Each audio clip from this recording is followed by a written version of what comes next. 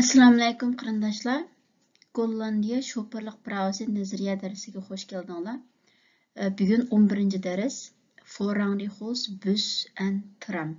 Ya'ni avtobus va tramvayga yo'l berish qoidasini o'rganib o'tamiz. Oldidan avtobusga yo'l berish qoidasi. Avtobus yo'l berish qoidasi bek ta'sir emas, faqat ikkala qoida bor. Birinchisi, agarda avtobus shaharning ichida, ya'ni binanda bo'ladikomda avtobus bekitidan qo'zg'almoqchi bo'lib, chiroq urib qo'zg'alaman desa, u vaqtda binanda bo'ladikomda cho'qim yo'l beramiz.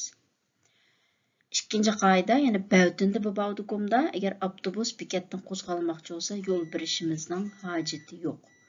Ya'ni shu ikkala qoida shuchu. Shunga bu avtobusga yo'l berishni bilish uchun biz cho'qim binanda bo'ladikommi, bavtinda bo'ladikommi, hozir ketayotgan yo'limiz buni farqlantirishni bilishimiz kerak. Biz buni ya'ni binanda bo'ladikom, bavtinda bo'ladikomni qanday farqlantirishni burungi darslarimiz o'rganib o'tgan. Hozir qisqacha deb o'tsam, binanda bo'ladikom degan odatda shahar ichi yo'llarni ko'rsatadi. Eng yuqori tezlik normalda 50 kishi bo'ladi. Lekin bavtinda bo'ladikom shahar sirtidagi yo'llar bo'ladi. Buningda odatda 60-80 gacha haydalaymiz. Shu ya'ni avtobusga yo'l berish jihatda shu muhim qoida. Ya'ni bu yerda rasmda ko'rsatib qo'ydik, rasmda ixchamlab. Ya'ni o'xshash bir ikki xil ahvol, o'xshash bir avtobus, o'xshash bir dars mashinasi. Ya'ni men o'ng tarafdagi rasmda qarasanglar, bu yerda bir taxta bor, Helmond deb. Yani Helmondning ustida qizil siziq bor. Yani biz hozir Helmond degan shahardan chiqatdik deydi-ku. Demak, mush taxtadan keyin bavtinda bo'ladikomga chiqatdik. Shunga bu o'ng tarafdagi rasmda avtobus hozir bekatdan qo'zg'almoqchi bo'lsa, uningga yo'l berishimizning hojati yo'q. Lekin men sol tarafdagi rasmni, ya'ni o'xshash ahvol, o'xshash rasm, lekin yo'lning o'ng tarafidagi taxtaga qarasanglar, Helmond deganni yani shahar ichiga kirdik deganni bildiradi hozircha. Yani Helmond shahriga kirdik deydi, ya'ni binanda bo'ladikom shahar ichi. Shunga agar men avtobus men bekatdan qo'zg'alaman deb sol chiroqni urib qo'zg'alish buyrug'ini bersa, u vaqtda biz cho'qim buningga to'xtab yo'l berishimiz kerakchu. Yani avtobusning qoidasi faqat shu bek oddiy. Endi tramvayga keldik, ya'ni Vorrangrichs tram. Tramvayga yo'l berish jihatda bir qancha muhim qoidalar bor. Buni 5 turga yig'incha qildik. Birinchisi, ya'ni in tram moet voorranggeven aan voetgangers die oversteken op een zebrapad. Ya'ni tramvay agarda piyodalar o'tish yo'li bor bo'lib, zebrapad bo'lib, yani bir piyoda yo'l mang'uchi yo'ldan o'tman desa, yani zebrapodlar bo'ladi ekan, cho'qim piyoda mang'uchiga yo'l berish kerak. Yani ma rasmda hozir tram solga qayrildi ekan, yani tramvayning har vaqt tramvayning yani forang bor deydigan ish yo'qchu. Hozir ma rasmda bu yerda zebrapod bo'lganlik uchun ham yo'ldan o'tmoqchi bo'lgan bir piyoda yo'l mang'uchi bo'lgan uchun tramvay cho'qim oldidan piyoda yo'l mang'uchiga yo'l berish kerak. Yani birinchi qoida. Endi ikkinchi qoida, muhim bir qoida. Agarda tramvayning oldida yo'l berish belgisi bo'lsa, masalan, Hayintandan deymiz, Hayintandan uchi tramvay qaratilgan va yoki stop board, ya'ni to'xtash taxtasi bo'lsa, u vaqtda tramvay bu yo'ldan kesib o'tmoqchi bo'lgan qatnash vositalariga yo'l berish kerak. Yani shu bir xil ahvolda.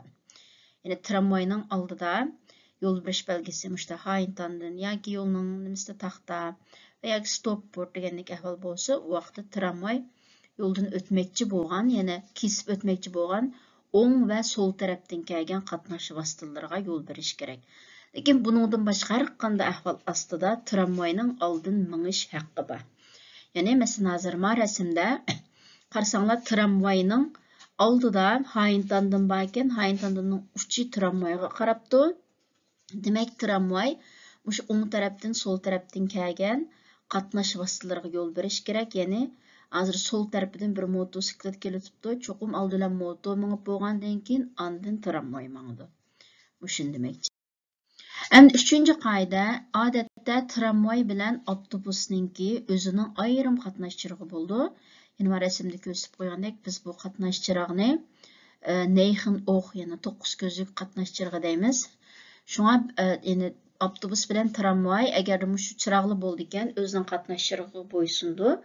Shunga ba'zida bizning chirog'imiz qizil, tramvay bilan o'xshash bir yo'lda turishimiz mumkin, lekin bizning chirog'imiz qizil, tramvay mingayverish mumkin. Chunki u chaqda yo'lda ayrim chirog'i bor degan gap. Shu ayrim chiroq bo'lsam, tramvay ayrim chiroqqa bo'ysundi, tramvay bilan avtobus.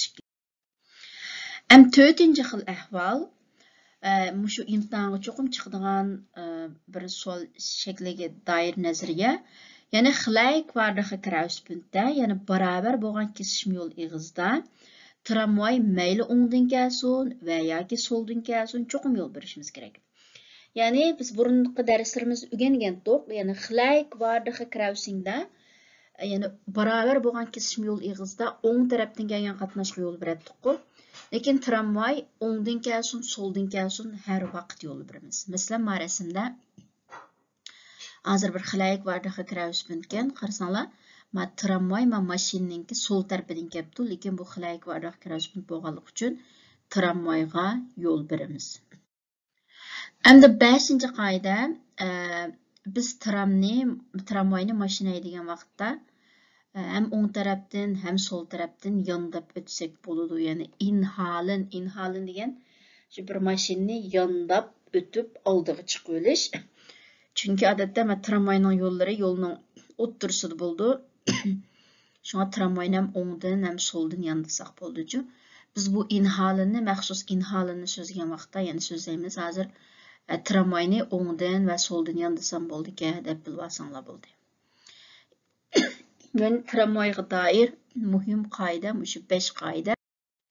Endi bu qoidalarga dair bir savollar qo'yaylik. Yani men deydi, what is the correct full forlating han, yani yo'l berishninki to'g'ri shakli qanday deydi-ku. Qarasanglar, hozir bu yerda bir velosiped mingan kishi bor ekan, bu yerda bir mashina, endi bu yerda bir tramvay. Yani tramvay bilan mashinaning oldida hayintandim bor ekan-ku. Demak, hozir tramvay bilan mashina cho'qim saqlab turdi degan gap. Yani velosipedning yendiki taxta qarasanglar, Forranges krauspunkt. Yani o'ng va sol tarafdan kelgan qatnash vositalari yo'l beradi deydi velosipedning oldi. Demak, velosipedga o'ngdan soldan kelgan qatnash vositalari yo'l berish kerak. Shu oldi bilan velosiped mangdi. Endi tramvay bilan mashinaga keldik. Tramvayning oldidami hayintandim, mashinaning oldidan hayintandim. Lekin ikkilisi tramvayim udulmadi ekan, mashinam udulmadi ekan, bir-biriga putlashmaydi-ku. Shunga velosiped o'tib ketib bo'lgandan keyin mashina ondan tramvay ikkilisi mangsi bo'laverdi. Shunga hozir 3 xil javobning ichida ya'ni velosiped eng oldida mingish kerak emasmi? Shu birinchi javob velosiped degan javobda eng oldida mingishgan. Shu buning javobi birinchi velosiped, mashina, tramvay. Lekin ma'qul lafzda mashina, tramvay har ikkisi teng ma'nolaydi. Endi yana savol, ya'ni kim boshlamangdi deydi-ku, ya'ni mushta yo'l berishning to'g'ri shakli qanday debchu. Qarasang, endi velosiped bor ekan, mashina bor ekan, tramvay bor ekan. Endi tramvay bilan velosipedning oldida hayintandim bor ekan. Hem tramvay bilan velosipedninki yo'lning o'ng tarafidami yo'l berish taxtasining uchi velosiped bilan tramvay qarshi bu ikkisi hozir cho'qim saqlab turdi. Oldi bilan mashina mangdi. Ondan ikkinchi bo'lib hozir tramvay sol tarafga qaydigan-ku, velosiped udul mangdi ekan. Lekin ikkisi hozir o'xshash barobar holatda-ku. Hozir tramvay bilan velosiped har ikkisini az hayintandim ba. Lekin unda barobar holatda bo'lgan vaqtda biz tramvayga yo'l beramiz. Shunga oldi bilan tramvay mal, undan velosiped. Shung buning to'g'ri mingish shakli oldi bilan mashina, Forranges vaqt ketib turibdi. Meni yandagi taxtda qarasanglar, uning keyindan tramvay, eng oxirida velosiped. Endi sual, moet je in bus die weg wil rijden altijd voor laten gaan? Yani ma sual şekli imtihanға, әр imtihanda çoxum çıxıb qalğan sual şekli, bir xil qaymoq turduğan.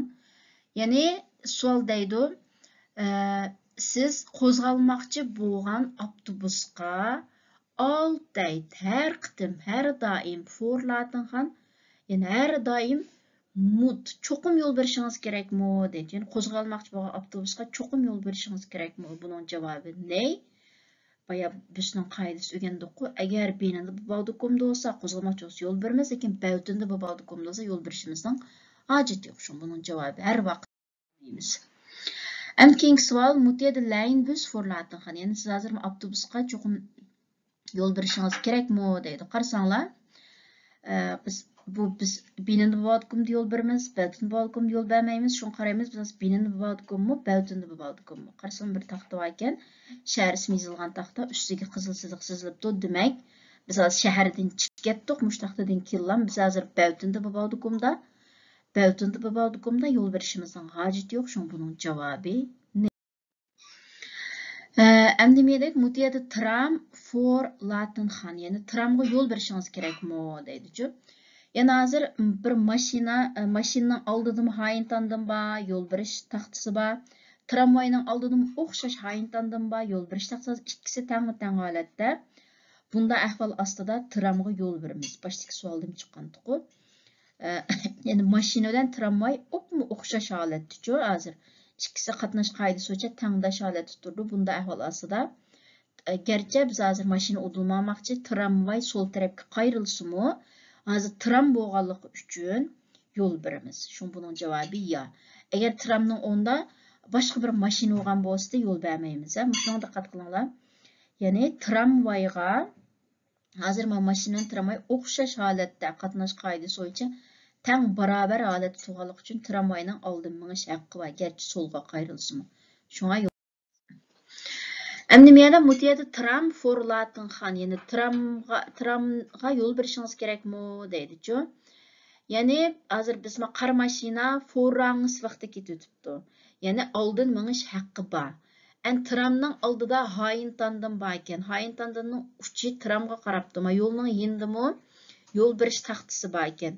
Demak, biz hozir forrangiz vaqtda ketib borganligimiz uchun biz qatnash qoidasi bo'yicha bir daraja ustun o'rinda turamiz. Bu tramning oldida hayintandan bo'lganligi uchun bu yerda biz tramga yo'l berishimizdan hojati yo'q. Shu buning javobi ne?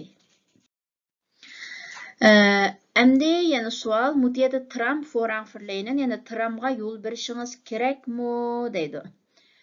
Yani biz yanalam forrangiz kraus punktning belgisi ma'lum. Yani o'ng va sol tarafdan kelgan qatnash bizga yo'l beradi deganning belgisi. Buni burungi darslarda o'rganib o'tgandik-ku. Tramning oldida hayintandan bor ekan, hayintandanning uchi tramga qarabdi. Bunda ahvol ostida tram bizga yo'l berishi kerak. Bizning bu yerda forrangiz board bor. Forrangiz board for the crosspunkt, ya'ni kesishim yo'l eg'iz o'ng va sol tarafdan kelgan qatnashning bizga yo'l berish kerak, bizni oldin minish haqqimiz bor-ku. Shunga bunda ahvol ostida tramga yo'l bermaymiz. Javobi ne? Yani mush savollar imtihonga tramda cho'qim chiqadi-ku, har qitimliq imtihon shaklida. Bu darsninki qoidasi bek chiqma bo'lmaganligi uchun ham imtihonga chiqadigan savol shakllari bek chiqma bo'lmaganligi uchun o'lgulik savollarni mush darsning keyindan birga ishlab o'tdik. Bugungi darsimiz mush yerda oxirlashdi. Keyin qitimliq darsda ko'rishaylik. Omon bo'lg'aysizlar.